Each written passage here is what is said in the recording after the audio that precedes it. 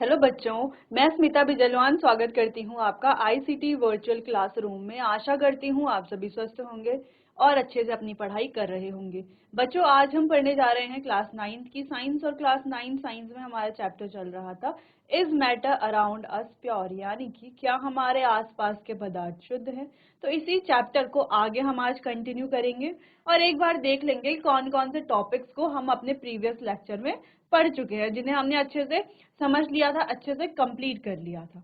ठीक है। अच्छा, वैसे हम लास्ट लेक्चर में सेपरेशन के बारे में बात कर रहे थे। तो सेपरेशन की जो अलग अलग टेक्निक्स होती है, जैसे कि फिल्ट्रेशन है, डिस्टिलेशन है, सेंट्रिफिकेशन है, इन टेक्निक्स के बारे में हम बात कर रहे थे। चलिए, तो एक बार देख लेते हैं कौन कौन से टॉपिक्स को हमने अपने प्रीवियस लेक्चर में कवर कर लिया था। आप इन्हें देख लीजिए और साथ साथ रिवाइज भी कर लीजिए। चलिए, तो लास्ट लेक्चर में हम यहाँ पर बात कर रहे थे कि जैसे डिस्पर्स मीडियम क्या है, डिस्पर्सल मीडियम क्या है, डिस्पर्सिंग मीडियम क्या है। ठीक है, उससे कौन सा टाइप बनता है। जैसे लिक्विड अगर हमारा डिस्पर्स्ड फेज है और गैस हमारा डिस्पर्सिंग मीडियम है, तो जो बनेगा वो क्या होता है, एरोजॉल। जैसे कि फॉग हो गया, क्लाउड हो गया, मिस्ट हो गया। ठीक है, तो ऐसे हमने बात की थी कि दो हमारे एरोजॉल है, foam, emulsion, sol, form, gel, solid, sol. ठीक है, और इनके क्या क्या एग्जांपल्स हैं, इनके बारे में बात कर ली। फिर हम सेपरेशन टेक्निक्स के बारे में बात कर रहे थे, जहां पर अलग अलग टेक्निक्स को हमने पढ़ लिया था। कुछ हमने पढ़ लिया था, कुछ हमें आज पढ़ना है। चलिए, तो देखते हैं एक एक करके। तो बच्चों, हमने इवेपोरेशन पढ़ लिया था, सेंट्रिफिकेशन पढ़ लिया था, डिकेंटेशन पढ़ लिया था, सब्लिमेशन पढ़ लिया था और क्रोमेटोग्राफी भी पढ़ लिया था। तो लास्ट लेक्चर में हम क्रोमेटोग्राफी पर ही बात कर रहे थे कि ये भी क्या एक सेपरेशन की टेक्निक है। जैसे इंक जो है वो, उसमें अलग अलग बहुत सारी चीजें, बहुत सारे अलग अलग कंपोनेंट होते हैं। तो हम कैसे क्रोमेटोग्राफी टेक्निक से उन कंपोनेंट को अलग कर सकते हैं। ठीक है, इसके बारे में हमने बात कर ली थी। लास्ट है हमारा डिस्टिलेशन। अगर हम डिस्टिलेशन की बात करें, सिंपल डिस्टिलेशन हमें यहाँ पर पढ़ना है। अब यह डिस्टिलेशन प्रोसेस क्या होती है, चलिए इसके बारे में बात करते हैं। This method is use for separating a mixture of miscible liquid. अब ये किस लिए यूज होता है, जो मिक्सेबल लिक्विड है उनको सेपरेट करने के लिए। अच्छा, पहले हमने एक टेक्निक पढ़ी थी जिसमें इमिक्सेबल लिक्विड को सेपरेट कैसे किया जाता है, वो हमने बात की थी, है ना। इमिक्सेबल लिक्विड यानी कि जो एक दूसरे में अच्छे से घुले हुए नहीं होते। ठीक है, वही मिक्सेबल लिक्विड जो एक दूसरे में अच्छे से घुले हुए होते हैं। जैसे अगर हम बात करें, दूध है, तो दूध को पानी में अगर मिला दे तो वो अच्छे से घुल जाता है, तो वो क्या हो गया, मिक्सेबल लिक्विड हो गया।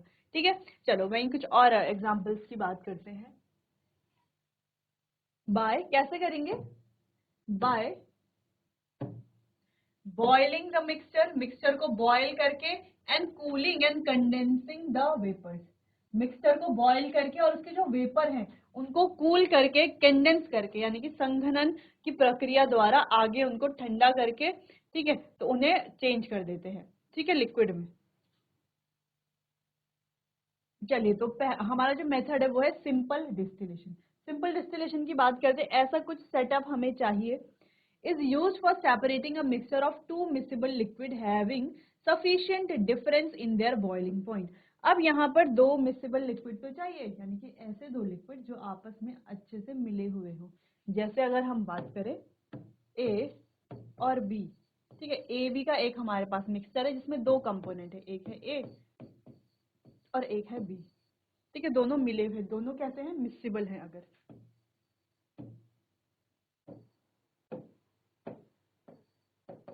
दोनों कैसे हैं, मिक्सेबल हैं। ठीक है, तो दोनों के जो बॉइलिंग पॉइंट है उनमें डिफरेंस चाहिए। जैसे मान लेते हैं इसका बॉइलिंग पॉइंट ज्यादा हाई है और इसका कम ही हाई है, इसका ज्यादा हाई नहीं है और इसका बॉइलिंग पॉइंट ज्यादा हाई है। तो हम क्या करेंगे, इनको हीट करेंगे। हीट करने पर ये जल्दी इवेपोरेट हो जाएगा। ठीक है, तो इसका बॉइलिंग पॉइंट कम है और इसका ज्यादा है तो ये नीचे रह जाएगा। ठीक है, ये इवेपोरेट होकर के वेपर्स बन जाएगा। ये जो कंडेंसर में जाएगा, वाटर आउटलेट है यहाँ पर, तो वाटर आउटलेट से क्या करेगा, यानी कि वाटर इसके वेपर को कूल करेगा कंडेंसर से। फिर ये इस तरीके से लिक्विड जो है हमारा ए वाला, सॉरी बी वाला यहाँ पर अलग हो जाएगा और ए वाला यहाँ पर अलग हो जाएगा। ठीक है, इस तरीके से प्रोसेस होती है। चलिए, तो मेन क्या है उनके जो,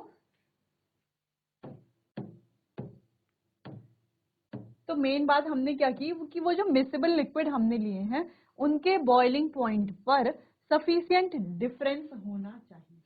चलिए, तो जैसे कि हमने एसीटोन और वाटर का एक मिक्सचर लिया है, तो इन दोनों के बॉइलिंग पॉइंट में सफिशिएंट डिफरेंस होता है। ठीक है, तो यहाँ पर हमने लिया वाटर और एसीटोन का मिक्सचर, इस पर is heated in a distillation apparatus। तो ये हमारा डिस्टिलेशन apparatus है, इसमें हमने इस मिक्सचर को क्या किया है, हीट किया है। The acetone which has lower boiling point. अब यहाँ पर जो एसीटोन है उसका जो बॉइलिंग पॉइंट है वो कम है। मान लेते हैं ये कंपोनेंट बी हमारा एसीटोन है, इसका बॉइलिंग पॉइंट कम है। ठीक है, ये ज्यादा का साइन है लेकिन इसका साइन और भी ज्यादा है, यानी कि ये ज्यादा है और ये वाला क्या होगा, कम होगा। ठीक है, then water, the water first boils and cools and condenses in separated acetone which has a lower boiling point than water। जिसका boiling point water से कम है तो first boils and cools and condenses and is separated from the water। तो ये क्या होगा, boil होगा, इसके vapors बनेंगे, फिर ये वेपर्स यहाँ जाएंगे कंडेंसर पे, यहाँ पर कूल होंगे, कूल होकर के ये वाटर क्या हो जाएगा, कंडेंस हो जाएगा, जिससे कि ये हमारा अलग यहाँ पर सेपरेट हो जाएगा पानी से, एसीटोन, और पानी यहाँ पर अलग बच जाएगा, एसीटोन हमारा अलग हो गया। समझ में आया? चलो इसको एक बार थोड़ा सा और समझते हैं। हमने यहाँ पर एसीटोन और वाटर का मिक्सचर लिया। अब बात की हमने एसीटोन की, इसका जो बॉइलिंग पॉइंट है वो क्या होता है, लो होता है। ठीक है, वाटर से। अब इसका जो बॉइलिंग पॉइंट है वो पानी से कम है, यानी कि ये जल्दी बॉयल होगा। जिसका बॉइलिंग पॉइंट कम होगा वो जल्दी तो बॉयल होगा, और जिसका बॉइलिंग पॉइंट ज्यादा होगा तो उसको ज्यादा हीट देनी पड़ेगी, बहुत टाइम तक हीट देनी पड़ेगी, फिर जाकर के वो अपने बॉइलिंग पॉइंट तक पहुंचेगा। ठीक है, तो यहाँ पर ये क्या है, एसीटोन का बॉइलिंग पॉइंट कम है, जिस वजह से वो जल्दी इवेपोरेट हो गया। चलो अब इवेपोरेट यहाँ से हुआ, यहाँ पर लगा हुआ है थर्मोमीटर। अब इवेपोरेट होकर के ये गया इस वाली ट्यूब से इधर। ठीक है, जैसे हमें दिख रहा है, तो ये है हमारा, फिर ये आया हमारे कंडेंसर में, है ना, कंडेंसर में तो आ रहा है ये। तो कंडेंसर के अंदर वाली ये जो ट्यूब है यहाँ पर, और आपको दिख रहा होगा यहाँ पर एक वाटर आउटलेट है। तो ये जो बाहर है ना, ये जो इस तरीके से ये डैश बना हुआ है इस तरीके से, तो ये क्या है यहाँ पर, ये है वाटर। ठीक है, कोल्ड वाटर है यहाँ पर। ठीक है, तो यहाँ से कोल्ड वाटर डाला गया है, और यहाँ से जो वाटर है ये वाटर की आउटलेट है, यहाँ से पानी बाहर आएगा, यहाँ से कोल्ड वाटर अंदर जाएगा। ठीक है, अब ये जो ठंडा पानी है ये क्या करेगा, इन वेपर्स को क्या कर लेगा, कंडेंस कर लेगा, कंडेंस करके क्या करेगा, लिक्विड में चेंज कर लेगा। ठीक है, जैसे कि हमने कंडेंसेशन की प्रोसेस तो पढ़ी ही है, उसमें क्या होता है कि वेपर को जब किसी कूल सरफेस से टकराता है वेपर, ठीक है, वेपर जब भी किसी कूल सरफेस से टकराएगा तो किस में कन्वर्ट हो जाएगा, लिक्विड में कन्वर्ट हो जाएगा। ठीक है, तो वैसे ही ये वेपर्स भी यहाँ पर टकराते हैं और ऐसे धीरे धीरे करके यहाँ पर लिक्विड में कन्वर्ट हो जाते हैं, और एसीटोन हमारे पास यहाँ पर सेपरेट हो जाता है। तो ये बात हो गई डिस्टिलेशन की, जहां पर हमने सिंपल डिस्टिलेशन को समझा है। चलिए नोट कर लीजिए इतना।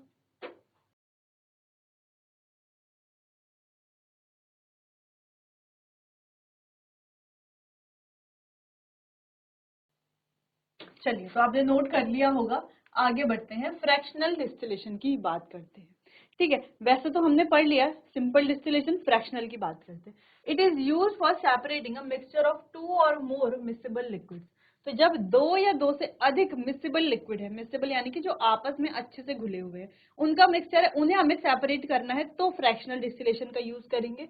Whose difference in boiling point is less than 25 K, तो जिनका बॉइलिंग पॉइंट का जो डिफरेंस है वो 25 के से कम हो।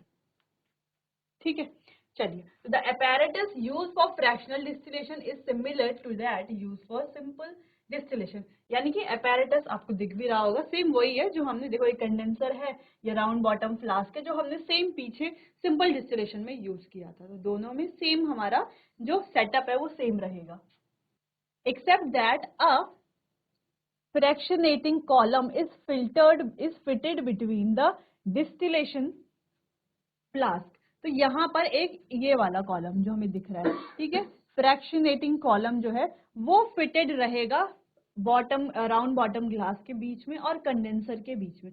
ये है कंडेंसर, यहाँ पर फिक्स है हमारा फ्रैक्शनेटिंग कॉलम। ठीक है, देखो ये रहा राउंड बॉटम ग्लास, और ये तो हमारा कंडेंसर है, इनके बीच में ये फिक्स हो रखा है, फिट कर रखा है यानी कि। ठीक है। The fractionating column has glass beads, अब इसमें क्या है बच्चों, ग्लास बीड्स है which increase the surface for the vapour to cool and condense. अब इसमें ग्लास बीड्स है, देख सकते हैं हम। अब ये ग्लास बीड्स क्या करती हैं, यहाँ पर सरफेस एरिया को बढ़ा देती हैं, जिससे वेपर यहाँ पर आता है और कूल होता है और कंडेंस होता है। Fractional distillation is use for separating the component of, अच्छा ये जो फ्रैक्शनल डिस्टिलेशन है ये किस लिए यूज होता है, तो हम अपनी जूनियर क्लासेस में जब हम कोल पेट्रोलियम के बारे में पढ़ते हैं तो हम क्या पढ़ते हैं वहां पर कि जो पेट्रोलियम है इससे हमें कई सारे उत्पाद मिल सकते हैं, कई सारे उत्पाद मिलते भी हैं, ठीक है। तो इन उत्पादों को पेट्रोलियम से अलग कैसे किया जाता है, पृथक कैसे किया जाता है, जैसे कि हमें पता है पेट्रोलियम से हमें कैरोसिन ऑयल, इसके अलावा पेट्रोल, डीजल, इसके अलावा हमें और भी कई सारी चीजें मिलती हैं जैसे कि lubricating oil, paraffin, wax, bitumen. तो इतने सारे कंपोनेंट हमें पेट्रोलियम से मिलते हैं, लेकिन मिलेंगे कैसे, इन कंपोनेंट को पेट्रोलियम से सेपरेट किया जाता है। अब कैसे सेपरेट किया जाता है, उसको हीट करके अलग अलग टेम्परेचर पर, यानी कि सिंपली अगर हम कहें तो फ्रैक्शनल डिस्टिलेशन से सेपरेट करके सारे कंपोनेंट जो है उनको सेपरेट किया जाता है, ठीक है। चलिए क्लियर है इतनी बात। तो जैसे पेट्रोलियम है या अलग अलग जो गैसेस हैं उनको एयर से सेपरेट करना, जैसे कि हम जानते हैं एयर क्या है, मिक्सचर ऑफ गैसेस। तो यहाँ पर ऑक्सीजन भी है, नाइट्रोजन भी है, कार्बन डाइऑक्साइड भी, और ये बहुत सारी गैसेस हैं। तो ये सब गैसेस मिली हुई है एयर में। तो एयर से हम इन गैसेस को अलग भी कर सकते हैं, ठीक है, हर एक फ्रैक्शन को अलग कर सकते हैं, कैसे, फ्रैक्शनल डिस्टिलेशन के द्वारा, ठीक है। देखो सिंपल डिस्टिलेशन तो समझ आया, जहां पर दो मिक्सेबल लिक्विड है और जिनके बॉइलिंग पॉइंट में क्या है, डिफरेंस है, ठीक है, सफिशिएंट डिफरेंस है। तो सफिशिएंट डिफरेंस की वजह से हम इसको हीट करके सिंपल डिस्टिलेशन में हीट करके सेपरेट कर लेते हैं। हीट कर लिया, वेपर बन गया, कंडेंस कर लिया और अलग से हमने ले लिया उसको, ठीक है। तो दोनों लिक्विड सेपरेट हो गए। लेकिन यहाँ पर दो या दो से अधिक जो मिक्सेबल लिक्विड है फ्रैक्शनल डिस्टिलेशन में, दो या दो से अधिक जो मिक्सेबल लिक्विड है, मिक्सेबल लिक्विड यानी कि जो आपस में अच्छे से घुले हुए मिले हुए हैं, जिनको हम ऐसे सेपरेट नहीं कर सकते फिल्ट्रेशन की टेक्निक से, ठीक है। तो क्या करते हैं हम, जो दो या दो से अधिक जो कंपोनेंट यहाँ पर है मिक्सेबल लिक्विड हैं, उनको सेपरेट किया जाता है फ्रैक्शनल डिस्टिलेशन से। कैसे कर रहे हैं, यहाँ पर भी हीट तो कर रहे हैं, लेकिन बीच में लगा हुआ है फ्रैक्शनेटिंग कॉलम, जो एक जो ब्रॉड सरफेस एरिया या हम कहें एक बड़ा सरफेस एरिया इसको प्रोवाइड कर रहा है, जिससे इसका सरफेस एरिया बढ़ जाता है। तो वेपर जो है वो आसानी से कूल हो जाते हैं और कंडेंस भी यहाँ पर हो जाते हैं। तो पेट्रोलियम के कंपोनेंट या गैसेस के कंपोनेंट यहाँ पर सेपरेट किए जाते हैं। क्लियर है इतना, चलो तो ये इंपॉर्टेंट पॉइंट था। अब ये आप नोट कर लीजिए बच्चों।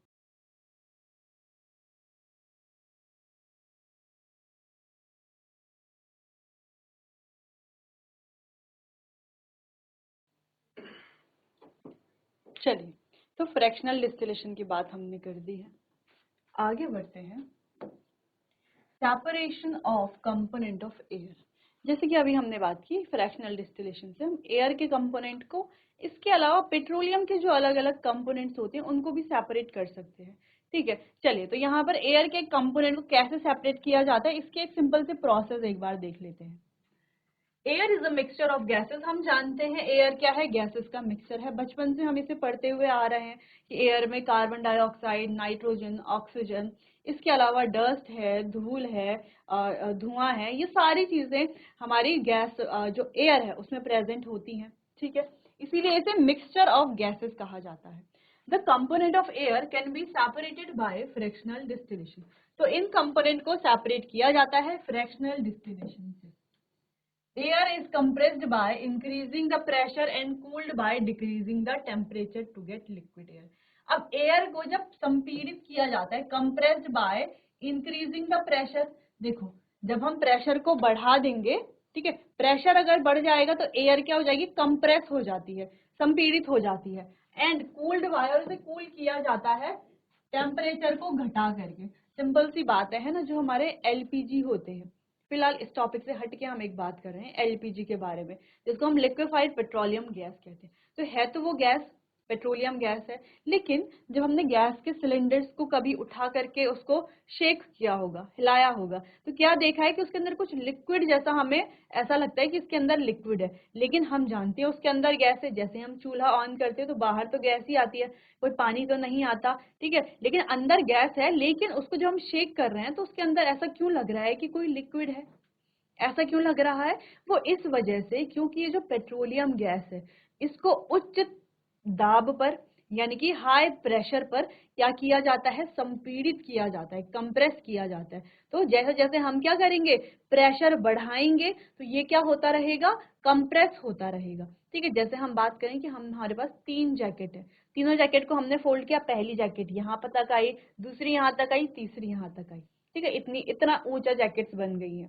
ठीक है, लेकिन अगर हम इसके ऊपर, सबसे ऊपर वाली जैकेट के ऊपर 5 ईंट रख देंगे, ठीक है, तो 5 ईंट रखने से क्या होगा, वो जो जैकेट है वो कंप्रेस हो जाएंगी, उसके अंदर की जो एक्स्ट्रा हवा है वो बाहर निकल जाएंगे, और जैकेट का जो साइज है, मतलब तीनों जैकेट कुछ पिचक करके, यानी कि कंप्रेस होकर कुछ इतनी हो जाएंगी, जो इतनी थी वो अब इतनी हो गई है। कैसे हुई है? कि ऊपर से हमने प्रेशर बढ़ाया है ना, प्रेशर बढ़ाया। तो वैसे ही जो एलपीजी सिलेंडर्स होते हैं उनमें भी प्रेशर बढ़ा करके गैस को क्या किया जाता है? कंप्रेस किया जाता है, जिससे कि वो लिक्विफाई हो जाती है।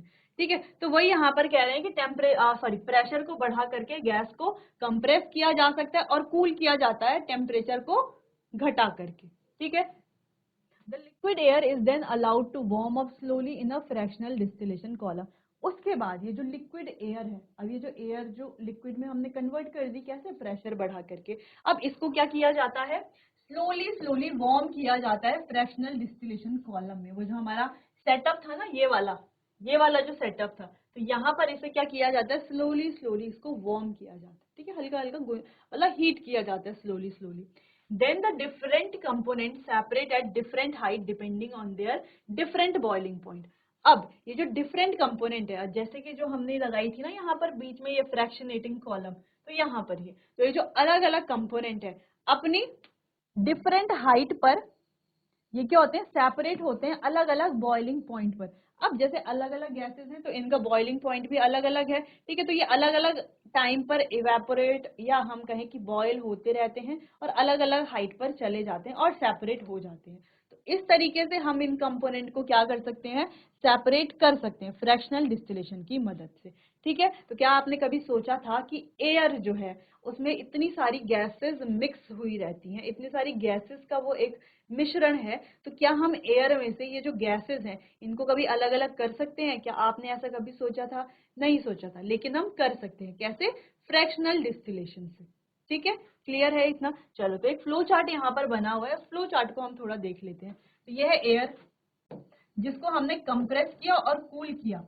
ठीक है, कंप्रेस कैसे किया? प्रेशर को बढ़ा करके। और कूल कैसे किया? अच्छा, किसी भी चीज को कूल कैसे करेंगे? उसके टेम्परेचर को कम करके। ठीक है, और कंप्रेस कैसे करेंगे? प्रेशर को बढ़ा करके। ठीक है, तो टेम्परेचर को कम किया तो ये लिक्विफाई हो गई और क्या बन गई? लिक्विड एयर बन गई। अब इस लिक्विड एयर को हमने क्या किया? स्लोली स्लोली वार्म किया, warm slowly fractional distillation column में वार्म किया। अब हमें क्या दिखा कि ये जो गैसेस थी वो अलग अलग हाइट पर क्या हो गई? सेपरेट हो गई। जैसे अगर हम बात करें बॉइलिंग पॉइंट OC, ऑक्सीजन है 183, आर्गन 186, नाइट्रोजन 196। ठीक है, तो इस तरीके से अलग अलग टेम्परेचर पर ये क्या होते हैं? बॉयल होते हैं अपने अपने बॉइलिंग पॉइंट के अकॉर्डिंग। डिपेंड करता है किसका बॉइलिंग पॉइंट कम है, किसका ज्यादा है, उसके अकॉर्डिंग ये अलग अलग बॉइलिंग पॉइंट पर क्या होते हैं? बॉयल होते हैं और सेपरेट हो जाते हैं, सिंपली अगर हम कहें। ठीक है, तो इतना इजी था ये फ्रैक्शनल डिस्टिलेशन। तो हमने दो तरह के डिस्टिलेशन पढ़े हैं, एक सिंपल डिस्टिलेशन जो दो मिसिबल लिक्विड को जिसमें हम अलग कर सकते हैं, जैसे हमने वाटर और एसीटोन का एग्जांपल लिया था, वैसे ही फिर हमने पढ़ा फ्रैक्शनल डिस्टिलेशन। अब अपैरेटस यही यूज होते हैं, एक दो अपैरेटस में थोड़ा चेंज आता है, और यहाँ पर हम गैसेस को सेपरेट कर सकते हैं और पेट्रोलियम को सेपरेट कर सकते हैं। चलिए, नोट कर लीजिए इतना।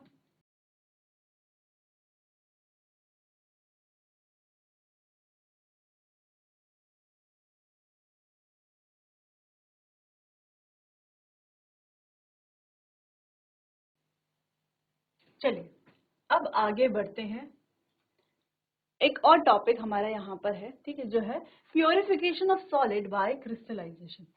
तो यहाँ पर सॉलिड का प्योरिफिकेशन हमें पढ़ना है क्रिस्टलाइजेशन से। अभी क्रिस्टलाइजेशन क्या है इसके बारे में बात करते हैं।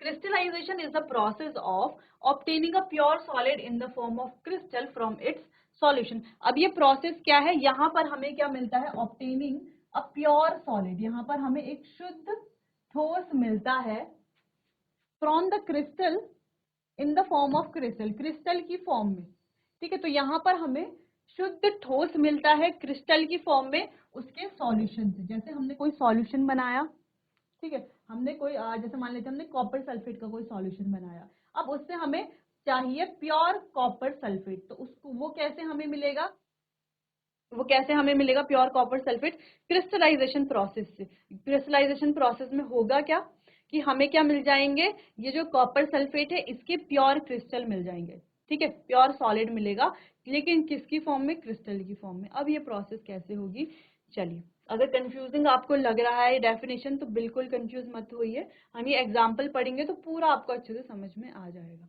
चलिए, तो by crystallisation we can obtain pure copper sulphate from its solution, यानी कि कॉपर सल्फेट का कोई हमारे पास सॉल्यूशन है या कोई भी सॉल्यूशन है हमारे पास, कोई भी अलग सॉल्यूशन है, तो उस सॉल्यूशन में से हमें जो वो सॉलिड कंपोनेंट है ना, उसका जो प्योर सॉलिड है वो हमें मिल सकता है, ठीक है। लेकिन मिलेगा कैसे, क्रिस्टल के रूप में मिलेगा, ठीक। चलिए, जैसे dissolve about 5 gram of copper sulphate in minimum amount of water.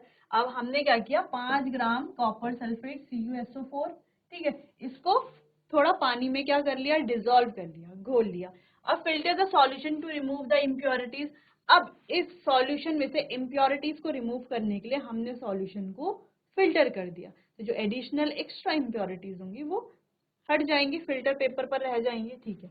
अब हमें क्या करना है, evaporate the solution in china dish to get a saturated solution. अब हमें क्या करना है, इस सॉल्यूशन को इवेपोरेट करना है। कैसे करना है इवेपोरेट, चाइना डिश में डालेंगे जो हमें फिल्टर्ड सॉल्यूशन मिला है, ठीक है। अब इसमें इम्प्योरिटीज नहीं है, फिल्टर्ड सॉल्यूशन जो हमें मिला है उसको चाइना डिश में डालेंगे और बर्नर नीचे से लगाएंगे, हीट इसको करेंगे, हीट करने पर हमें मिलेगा सैचुरेटेड सॉल्यूशन, ठीक है।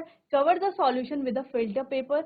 अब इस सॉल्यूशन को, जो हमें सैचुरेटेड सॉल्यूशन मिला है, इसको फिल्टर पेपर से कवर कर देंगे and allow it to cool, और इसको कूल होने देंगे, ठीक है। अभी जो सैचुरेटेड सॉल्यूशन मिला है इसको फिल्टर पेपर से कवर करके इसको कूल होने देंगे। Pure copper sulphate crystal are formed. अब कुछ समय बाद देखेंगे तो प्योर कॉपर सल्फेट के क्रिस्टल हमें देखने को मिलेंगे। बहुत इजी ये प्रोसेस है, ठीक है। चलिए, तो अब आप इसको नोट कर लीजिए, फिर आगे बढ़ते हैं।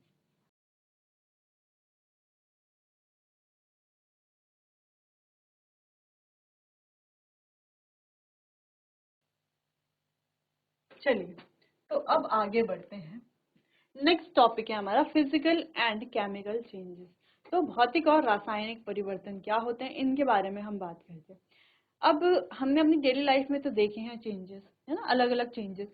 अब अगर हम अपने आसपास देखें तो कई सारे चेंजेस हमें देखने को मिलते हैं, जैसे कि देखो, बर्फ का पिघलना, है ना, ये हमें दिखता है ना, खाने का पकना, लकड़ी का जलना, ठीक है। तो कई सारे चेंजेस हमें अपने आसपास देखने को मिलते हैं। जैसे कि लोहे में जंग लगना, है ना, लोहा पहले सही रहता है फिर उसमें जंग लग जाता है, ठीक है। कागज का कटना, अब कागज हमारे पास है उसको हम काट देते हैं, है ना, काट दिया तो वो भी तो एक चेंज ही है। तो अलग अलग चेंजेस हमें अपने आसपास देखने को मिलते हैं, ठीक है। अब इन चेंजेस में से फिजिकल चेंज कौन से होते हैं और केमिकल चेंज कौन से होते हैं, कैसे हमें पता चलेगा,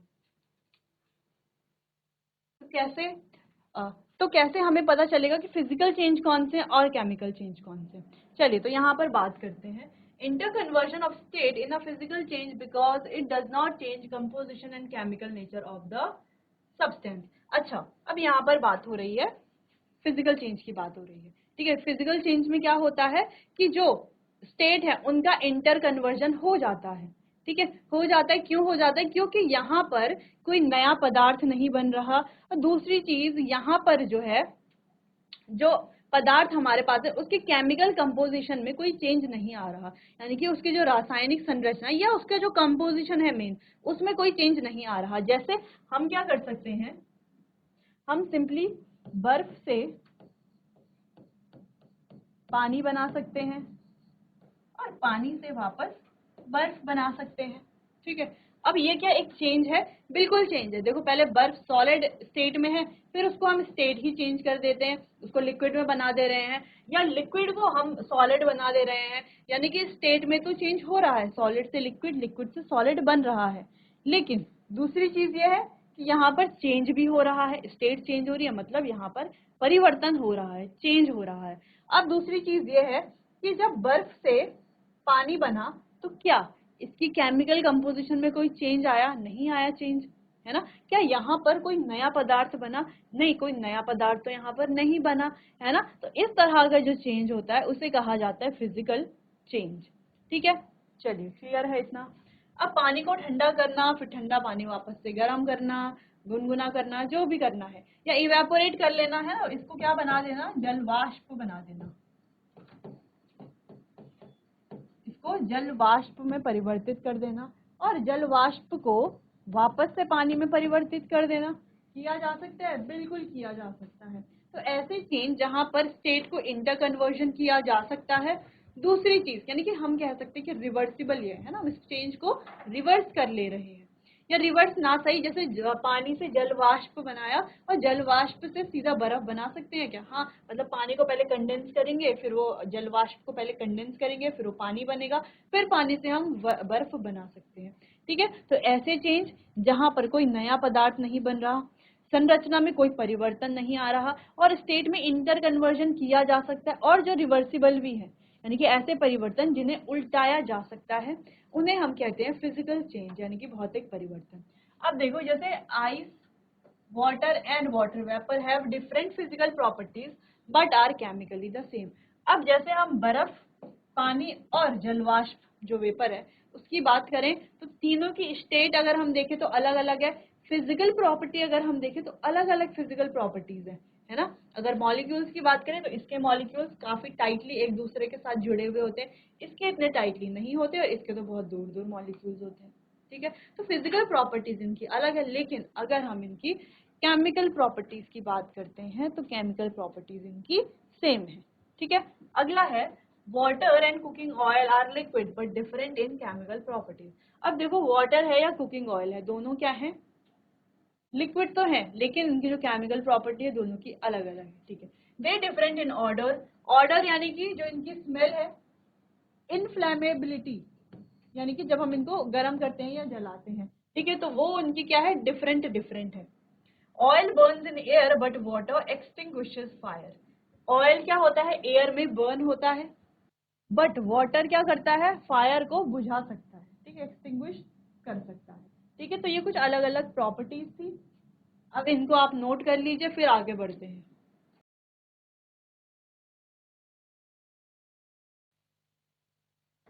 चलिए बच्चों, तो यहाँ पर आज हमने काफी सारे टॉपिक्स को डिस्कस किया। ठीक है, जैसे कि आज जो हमारा पहले लेक्चर में जो टॉपिक हमने पढ़ा था कोलॉइड सॉल्यूशन से रिलेटेड, उसको हमने यहाँ पर डिस्कस किया। साथ ही बच्चों हमने अलग अलग मेथड्स पढ़े सेपरेशन के, जहाँ पर हमने सबसे इम्पोर्टेंट आज फ्रैक्शनल डिस्टिलेशन, सिंपल डिस्टिलेशन के बारे में बात की। फिर हमने यहाँ फिजिकल चेंज और केमिकल चेंज का एक जनरल आइडिया हमने ले लिया है। बाकी इसको डीपली डिस्कस करेंगे हम अपने आने वाले अगले सेशन में। तब तक के लिए आपका बहुत बहुत धन्यवाद।